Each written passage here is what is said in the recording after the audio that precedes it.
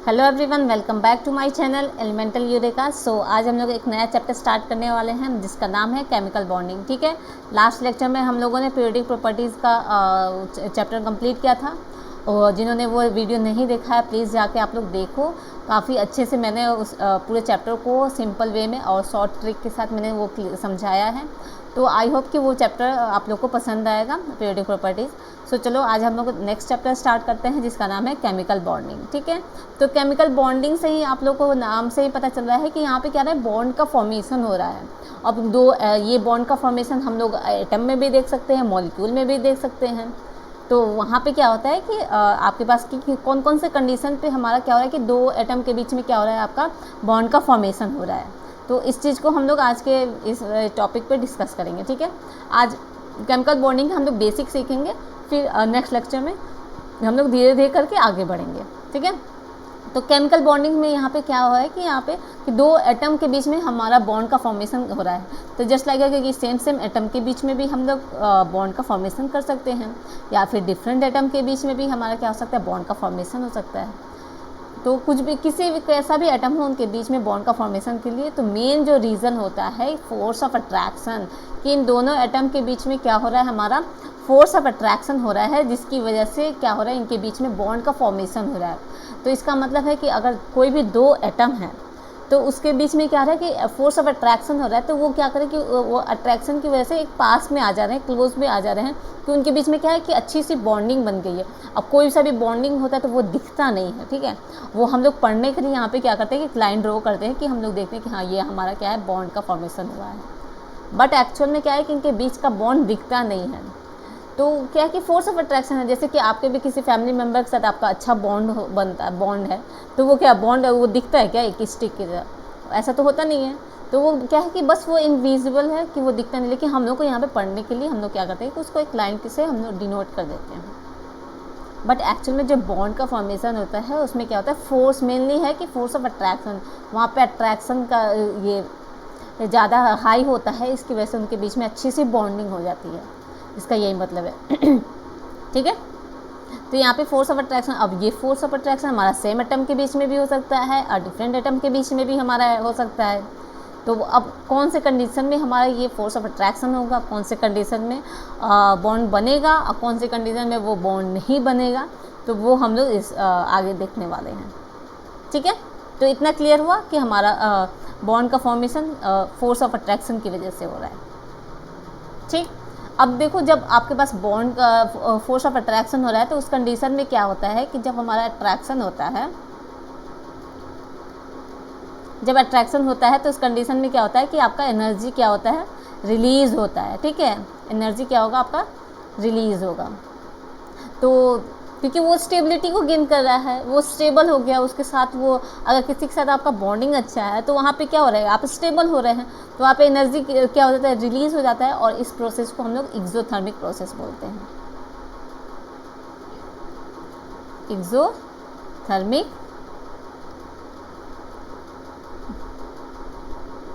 Process. ठीक है, ये हमारा क्या है, एक्सोथर्मिक प्रोसेस है। क्लियर हुआ यहाँ तक सबको कि आपका केमिकल बॉन्डिंग का मतलब क्या है, कि उनके बीच में क्या हो रहा है, दो एटम मॉलिक्यूल के बीच में क्या हो रहा है, हमारा force of attraction role play कर रहा है, और उसकी वजह से हमारा क्या हो रहा है कि एनर्जी रिलीज़ हो रहा है, और उसके बाद वो उस प्रोसेस को हम लोग क्या कहते हैं, एक्सोथर्मिक प्रोसेस बोलते हैं। ठीक है, इससे और कुछ नहीं है। अब आप कुछ भी देख सकते हो कि आपका H2 मॉलिक्यूल हो गया, HCl हो गया, HF हो गया, या फिर O2 मॉलिक्यूल हो गया, कोई सा भी है, तो उनके बीच में एक्चुअल में क्या है कि फोर्स ऑफ अट्रैक्शन लग रहा है। ठीक, चलो तो यहाँ पे अब नेक्स्ट जो टॉपिक आता है हमारा कि यहाँ पे केमिकल बॉन्डिंग होने का मेन रीज़न क्या है। अगर उनके बीच में फोर्स ऑफ अट्रैक्शन हो रहा है तो उसके बीच में मेन रीज़न क्या है, कॉज क्या है कि उनके बीच में force of attraction role play कर रहा है। तो फर्स्ट जो रीज़न है वो है आपका यहाँ पे गेन स्टेबिलिटी, कि अगर कोई भी एटम अगर किसी के साथ वो बॉन्ड बना रहा है, किसी के साथ अट्रैक्शन फील कर रहा है, तो इसका ये मतलब है कि वहाँ पे वो क्या हो रहा है, स्टेबल हो रहा है। तो इसकी मतलब है कि वहाँ पे वो स्टेबिलिटी को गेन कर रहा है, या फिर आप बोल सकते हो to become noble gas configuration. इसका मतलब क्या है कि इसका कॉन्फ़िगरेशन क्या होता है, NH2 NP6। ठीक है, नोबल गैस क्या हो जाते हैं हमारे, हीलियम, नियॉन, ठीक है, क्रिप्टन, जेनन, ये सारे क्या है, नोबल गैस है। और इनका इलेक्ट्रॉनिक कॉन्फ़िगरेशन क्या होता है, लास्ट में NH2 NP6 होता है। तो इसी के इलेक्ट्रॉनिक कॉन्फ़िगरेशन को गेन करने के लिए ही क्या होता है कि हमारा कोई भी एटम जो है वो आपका बॉन्डिंग में पार्टिसिपेट करता है, किसी के साथ अट्रैक्शन में फील करता है, तो क्योंकि वो स्टेबिलिटी को गेन करना चाहता है। या तो ये लिख लो या फिर लिख लो 2 बिकम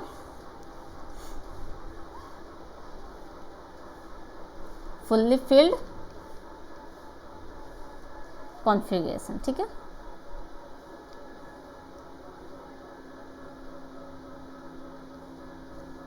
या फिर आप लिख सकते हो octet complete, to complete octet, ठीक है। तो या इनके भी ऑक्टेट कंप्लीट है, तो यानी आउटर मोस्ट सेल में जो हमारा है, आउटर मोस्ट सेल में जो है, ये जो आउटर मोस्ट सेल है ना, इसमें क्या होना चाहिए, इसके ऑक्टेट कंप्लीट होना चाहिए, या फिर बोल दो इसके इलेक्ट्रॉनिक कॉन्फ़िगरेशन क्या होना चाहिए, नोबल गैस की तरह होना चाहिए, या फिर फुल्ली फिल्ड होना चाहिए। सबका मीनिंग एक ही है। तो इसके लिए ही वो क्या करता है, आपका स्टेबिलिटी गेन करता है और फोर्स ऑफ अट्रैक्शन फील करता है, इसलिए वो कोई भी एटम आपका बॉन्ड फॉर्म करता है। क्लियर है फर्स्ट पॉइंट। चलो सेकंड पॉइंट देखते हैं हम लोग। सेकंड पॉइंट में क्या है कि मिनिमम पोटेंशियल एनर्जी होगा और मैक्सिमम अट्रैक्शन होगा। ऑब्वियसली क्या अगर दो एटम के बीच में अगर वो क्लोज में आकर स्टेबल हो रहा है, इसका मतलब क्या है कि वहाँ पे क्या है कि मैक्सिमम अट्रैक्शन है, और वो वहाँ पे जब अट्रैक्शन मैक्सिमम है तो उस कंडीशन में क्या है, वो स्टेबल है। और जब कोई भी एटम हो, कोई भी कंपाउंड हो, स्टेबल होते हैं तो उनके में क्या होता है कि उनके पास पोटेंशियल एनर्जी क्या हो जाता है, मिनिमम हो जाता है। अगर वही मैक्सिमम पोटेंशियल एनर्जी होगा तो वो स्टेबल होगा नहीं और उसके बीच में अट्रैक्शन भी होगा नहीं। ठीक, ये पॉइंट क्लियर हुआ। क्योंकि जैसे किसी के पास एनर्जी काफ़ी हाई है तो वो ना स्टेबल होगा, वो एक जगह फिक्स रह ही नहीं सकता है, वो इधर उधर रैंडमली कहीं कहीं जाते रहेगा। लेकिन वही जिसके पास एनर्जी कम हो गया, इसका मतलब क्या कि वो स्टेबल हो चुका है, तभी वो एनर्जी वहाँ पे कम हो चुका है उसके पास। ठीक, और वो उसका वहाँ पे क्या हो गया, मैक्सिमम अट्रैक्शन वहाँ पे फील कर रहा है। चलो क्लियर हुआ यहाँ तक ये 2 पॉइंट। ओके, एंड अब हम लोग देखते हैं कि हमारा क्या है यहाँ पे कि फॉर्मेशन हो रहा है कि chemical bonding, formation of chemical bonding दो एटम के बीच में। अगर जब हमारा एटम का फॉर्मेशन हो रहा है तो वो कैसे वो वर्क कर रहा है, कि कैसे अट्रैक्शन हो रहा है, कैसे रिपल्सन हो रहा है, इस चीज़ को हम लोग समझते हैं। दो एटम का यहाँ पे देखते हैं। ये एटम नंबर फर्स्ट का क्या है, न्यूक्लियस हो गया, ये उसके ऑर्बिट हो गए। यहाँ पे एटम नंबर सेकंड है, ठीक है। This is your atom A and this is your atom B. तो इस एटम ए के पास क्या है, आपके पास इनके पास क्या है, ये न्यूक्लियस भी है। यहाँ पे इसके इलेक्ट्रॉन लिख लेती मैं, ठीक है। तो न्यूक्लियस ऑफ ए है इसके पास, ठीक है। और इसके पास क्या है, इलेक्ट्रॉन ऑफ ए है, ठीक। यहाँ पे क्या है, nucleus of B and electron of B, ठीक है। ये किसी भी एटम के पास अपना न्यूक्लियस होता है, उसके पास अपने इलेक्ट्रॉन्स होते हैं, ये तो सबको पता है। तो उस कंडीशन में जब हम लोग देखेंगे कि यहाँ पे क्या हो रहा है, अट्रैक्शन, तो अट्रैक्शन किस कंडीशन में होगा, एंड रिपल्सन किस कंडीशन में होगा, ठीक है। तो इस चीज़ को हम लोग को देखना है कि आपका अट्रैक्शन कौन से कंडीशन में हो रहा है और रिपल्सन कौन से कंडीशन में हो रहा है। चलो, तो अट्रैक्शन के लिए क्या होता है, ऑब्वियसली जब पॉजिटिव चार्ज होता है, अपोजिट चार्ज होता है, तो वहाँ पे क्या होता है, अट्रैक्शन होता है। जैसे कि अगर इसके पास पॉजिटिव न्यूक्लियस है तो यहाँ पे ये क्या देखेगा, इलेक्ट्रॉन का ये क्या देखेगा, नेगेटिव चार्ज देखेगा। पॉजिटिव नेगेटिव की वजह से अट्रैक्शन फील करेगा, और नेगेटिव क्या करेगा, ये जो इलेक्ट्रॉन का नेगेटिव चार्ज है वो इसके न्यूक्लियस की वजह से अट्रैक्शन फील करेगा। तो हम लोग लिख सकते हैं कि न्यूक्लियस ऑफ ए के साथ किसका यहाँ पे हो रहा है अट्रैक्शन, न्यूक्लियस में पॉजिटिव है तो यहाँ पे इलेक्ट्रॉन ऑफ बी, ठीक है। इनके बीच में आपका क्या हो रहा है, अट्रैक्शन हो रहा है। फिर अब दूसरा देख सकते हैं हम लोग, इलेक्ट्रॉन ऑफ ए और न्यूक्लियस ऑफ बी, ठीक है। अपोजिट चार्ज के बीच में अट्रैक्शन होगा, ठीक है। अब रिपल्सन के लिए सेम चार्ज होगा, जैसे कि nucleus of A, nucleus of B, ठीक। फिर electron of A, electron of B, इनके बीच में क्या होगा, रिपल्सन होगा। सेम चार्ज के बीच में रिपल्सन, अपोजिट चार्ज के बीच में अट्रैक्शन। और जब दो एटम दूर होते हैं और अपोजिट चार्ज देखे तभी तो वो अट्रैक्शन फील करते हैं, तो जब वो पास में आ जाते हैं तो उनके बीच में क्या हो जाता है, अट्रैक्शन मैक्सिमम हो जाता है, ठीक है। यहाँ पे क्लियर हुआ, इन दोनों के बीच में अट्रैक्शन हो रहा है, और न्यूक्लियस और इलेक्ट्रॉन के बीच में अट्रैक्शन, और न्यूक्लियस के बीच में क्या हो रहा है, आपका रिपल्सन हो रहा है। तो ये हमारा दोनों यहाँ पे दो एटम अपना मेन बता रहे हैं कि यहाँ पे क्या हो रहा है कि किसके बीच में अट्रैक्शन और किसके बीच में रिपल्सन हो रहा है, ठीक। चलो, तो जब यहाँ पे अट्रैक्शन और रिपल्सन हो गया, तब हम देखते हैं इसके बॉन्ड का, इसका फॉर्मेशन कैसे होता है एक्चुअल में, इसकी कहानी को समझते हैं। तो उस कहानी को समझने से पहले आप लोग को पहले ये समझना होगा कि आप लोगों ने फिजिक्स में इलेक्ट्रोस्टैट चैप्टर में आपने पोटेंशियल एनर्जी का फॉर्मूला पढ़ा होगा, बिल्कुल पढ़ा होगा। तो क्या होता है कि यहाँ पे पोटेंशियल एनर्जी क्या होता है, K माइनस के Q1 Q2 अपॉन R, ठीक है। ये पोटेंशियल एनर्जी का फॉर्मूला होता है। तो पोटेंशियल एनर्जी वर्सेस डिस्टेंस का ये एक्चुअल फॉर्मूला होता है। तो इसी को हम लोग यहाँ पे ग्राफ के थ्रू समझते हैं। ओके, सीधा लाइन ड्रॉ होता ही नहीं है।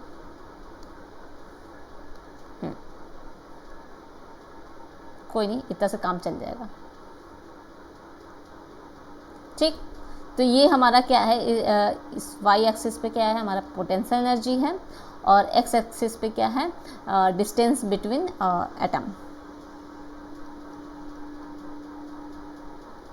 डिस्टेंस बिटवीन एटम, जिसको हम लोग आर से डिनोट किए हैं, ठीक।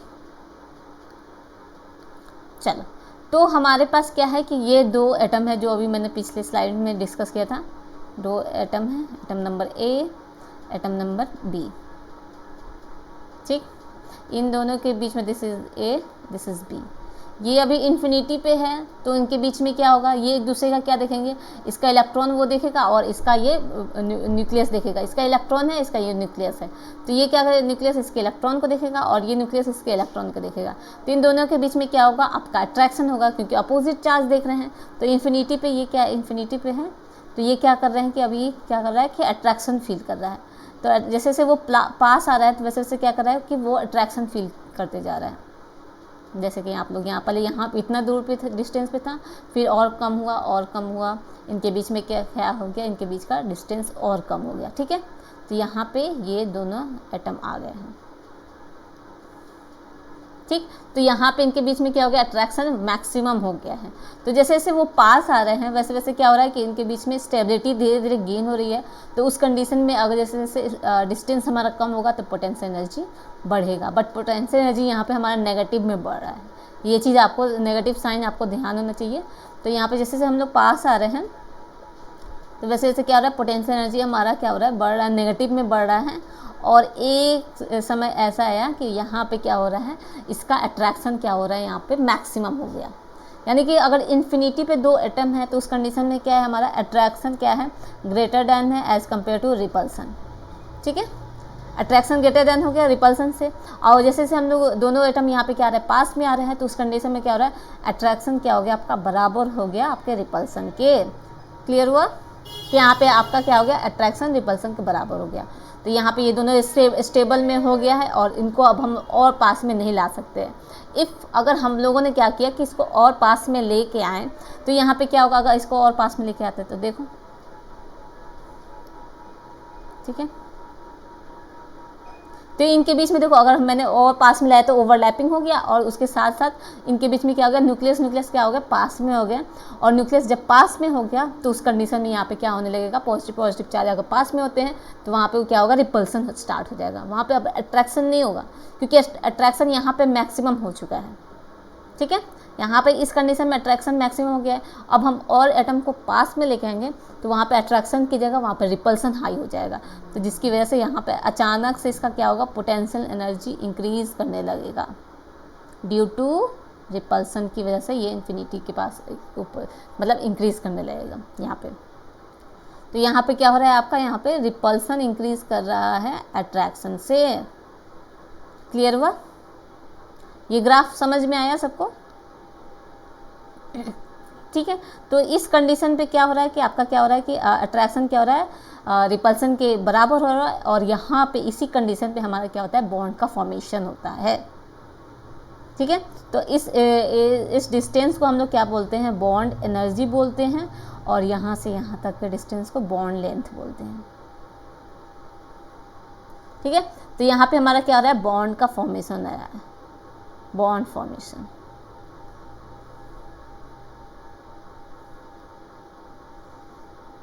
ठीक। तो यहाँ पे क्या हो गया, बॉन्ड का फॉर्मेशन हो गया, क्योंकि यहाँ पे अट्रैक्शन और रिपल्सन मैक्सिमम है, और इससे ज़्यादा यहाँ पे अट्रैक्शन वो फील कर नहीं सकता। अगर और एटम पास में लेके आएंगे तो हमारा क्या होगा, वहाँ पे रिपल्सन इंक्रीज कर जाएगा, अट्रैक्शन डिक्रीज कर जाएगा। सबको समझ में आया ये ग्राफ? तो इन्फिनिटी पे हमारा अट्रैक्शन फील करता है, क्योंकि वो एक दूसरे का अपोजिट चार्ज देखते हैं, इसकी वजह से वो क्या करते हैं, धीरे धीरे अट्रैक्शन फील करते करते वो पास में आ गए, क्लोज में आ गए। उसके बाद वो क्या करते हैं कि अब इनके पास और पास में करेंगे तो इन दोनों का सेम चार्ज इन दोनों को दिखने लगता है कि हाँ ये इसके पास भी सेम ही पॉजिटिव है, मेरे पास भी पॉजिटिव है, तो इनके बीच में अट्रैक्शन पॉसिबल नहीं है, तो वो क्या करते हैं, वहाँ से रिपल्सन हो जाता है।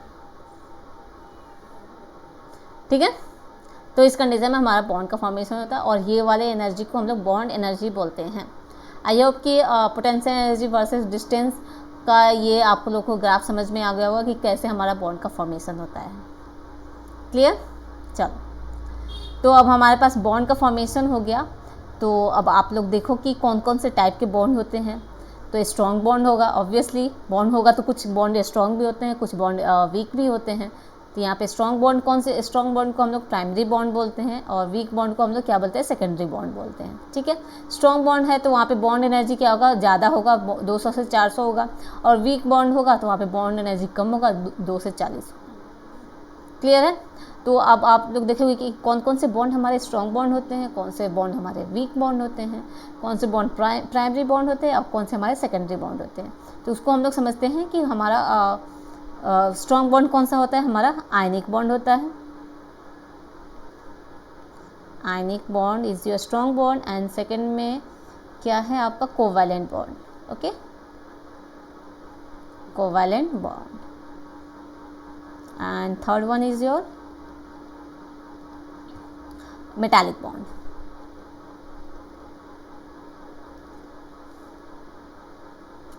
Fourth one coordinate bond.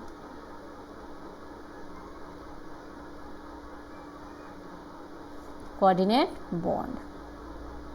ये सारे क्या हो गए आपके, स्ट्रॉन्ग बॉन्ड हो गए, प्राइमरी बॉन्ड बोल दो, एंड सेकेंडरी बॉन्ड में आपके क्या हो गया, हाइड्रोजन बॉन्ड हो गया, हाइड्रोजन बॉन्ड। ठीक है। ये आपके क्या हो गया, सेकेंडरी बॉन्ड बोल दो या फिर वीक बॉन्ड बोल दो। एंड सेकेंड में क्या है, वेंडर वॉल्स,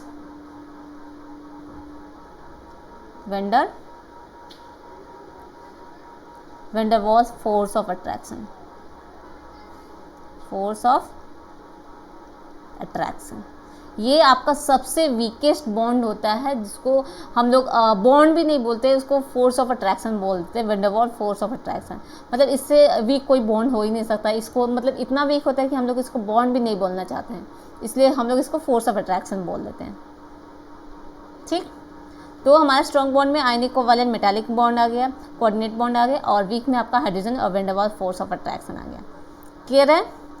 तो आज के हम लोग इस वीडियो में हम लोगों ने सीखा कि हमारा केमिकल बॉन्डिंग क्या होता है, वो किस कंडीशन में बॉन्ड का फॉर्मेशन करता है, और वो उसके बीच में अट्रैक्शन होता है, अट्रैक्शन और रिपल्सन कितना हाई होता है, कितना कि कौन से कंडीशन में वो हमारा अट्रैक्शन फील करेगा, कौन से कंडीशन में उसका रिपल्सन फील करेगा। अगर बॉन्ड का फॉर्मेशन होता है तो वहाँ पे आपका क्या होता है, एनर्जी रिलीज होता है, एंड कौन से आपके स्ट्रॉन्ग बॉन्ड है, कौन से वीक बॉन्ड है। ये सारी चीज़ें हम लोग आज की इस वीडियो में सीखा।